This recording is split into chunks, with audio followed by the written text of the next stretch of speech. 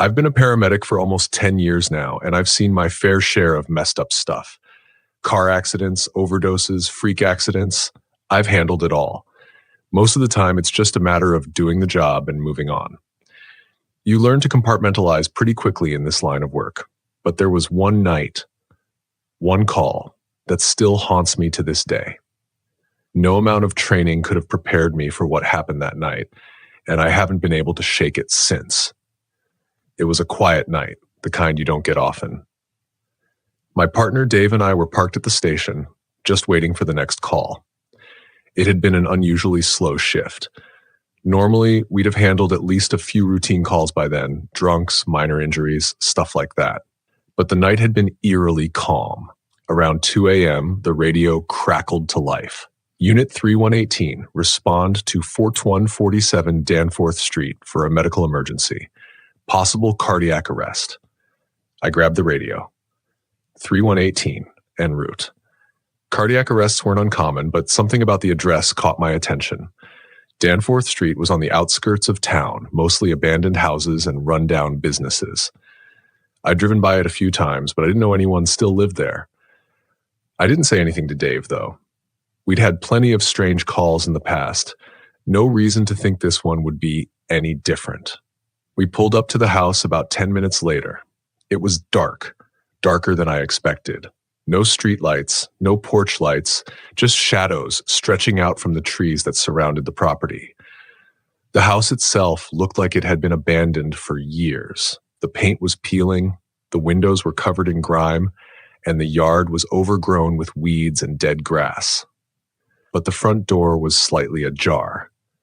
Maybe squatters, Dave muttered as we grabbed our gear. We approached the house, and as we got closer, I could see someone moving inside. It was faint, like a shadow passing by a window, but it was enough to make me pause. I knocked on the door. Paramedics! Anyone inside? No answer. I knocked again, harder this time. Still nothing. Dave shot me a look. What do you think? Should we head in? Technically, we weren't supposed to enter without a clear indication of an emergency. But the call had come from this address, and we had a job to do. I pushed the door open with my shoulder, and we stepped inside. The air inside was cold, colder than it should have been for an early fall night. It smelled damp, like mold and decay, and the darkness seemed to press in around us, heavier than it had been outside. I clicked on my flashlight, the beam cutting through the gloom, and called out again. Paramedics! We got a call from this address. Is anyone here? Still nothing. We made our way down the narrow hallway, our footsteps echoing off the cracked tile floor. The house looked like it had been abandoned for years, but there were signs that someone had been there recently. Old newspapers were scattered across the floor, and in the corner of the living room, I spotted a makeshift bed, just a pile of blankets on the floor. Dave was getting uneasy. This doesn't feel right, man. Let's just call it in, say nobody's here. I was about to agree when we heard it, a faint, shuffling sound coming from somewhere deeper inside the house. It was quiet, but unmistakable. I glanced at Dave, and without a word, we moved toward the noise. The hallway seemed to stretch on forever, but eventually we found ourselves standing in front of a closed door at the end of the hall. The sound was louder now, definitely movement, but slow, deliberate, like someone dragging their feet. I raised my hand and knocked. Paramedics! We're coming in. No response. I pushed the door open, and immediately I knew something was wrong. The room was dark, except for a faint glow coming from the far corner. My flashlight flickered, and for a second I thought I saw something, a figure, standing in the shadows. But when I focused the beam on the spot, there was nothing there. What the hell? Dave whispered, stepping into the room. In the center of the floor was an old, worn-out recliner, its fabric fraying at the edges. And sitting in that chair was a man. He was thin, his skin pale and stretched tight over his bones like he hadn't eaten in weeks. His eyes were open, staring straight ahead, but they didn't move. They didn't blink. Sir, I said, stepping closer. He didn't respond. I moved in front of him, shining my flashlight directly into his face. His lips were slightly parted, and his mouth was dry and cracked. I checked for a pulse, but his skin was ice cold. There was no heartbeat.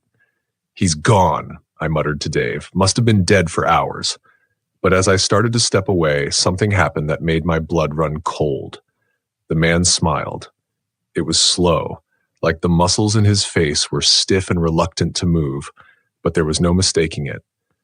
His lips curled upward, his teeth yellowed and broken, but it was a smile that shouldn't have been possible. "Jesus Christ," Dave breathed, taking a step back. I stumbled backward, nearly dropping my flashlight. My heart was pounding in my chest, and I felt a cold sweat break out across my skin. No way that's real," I muttered, trying to steady myself. Dave was already backing toward the door. "We need to get the hell out of here, man. This place is wrong. There's something wrong with this place." I nodded, too shaken to argue. We turned and hurried back down the hallway, our footsteps quickening as we moved toward the front door. But as we reached the living room, the temperature dropped even further, and the smell of decay grew stronger. I stopped dead in my tracks, my stomach twisting with dread. "What is that?" Dave whispered. The shuffling sound was back, but this time it was louder, closer. It was coming from behind us. I turned, shining my flashlight back down the hallway, and that's when I saw it. The man from the chair, the one who had been dead just moments ago, was standing in the doorway, his head tilted to the side, that same twisted smile still plastered across his face. His eyes were wide open, unblinking, and he was staring straight at us. My blood turned to ice. Dave cursed under his breath, grabbing my arm. "We need to go. Now." We bolted for the front door, our gear clattering as we ran. I could hear the shuffling behind us, faster now, like he was following us, chasing us.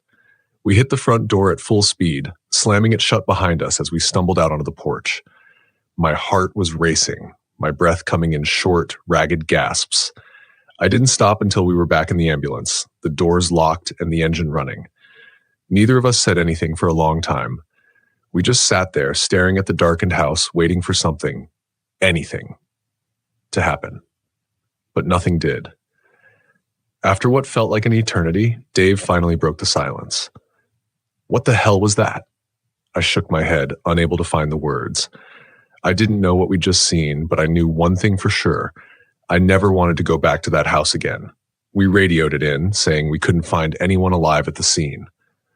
I didn't mention the man. How could I? No one would believe it. But I know what I saw. I haven't been back to Danforth Street since.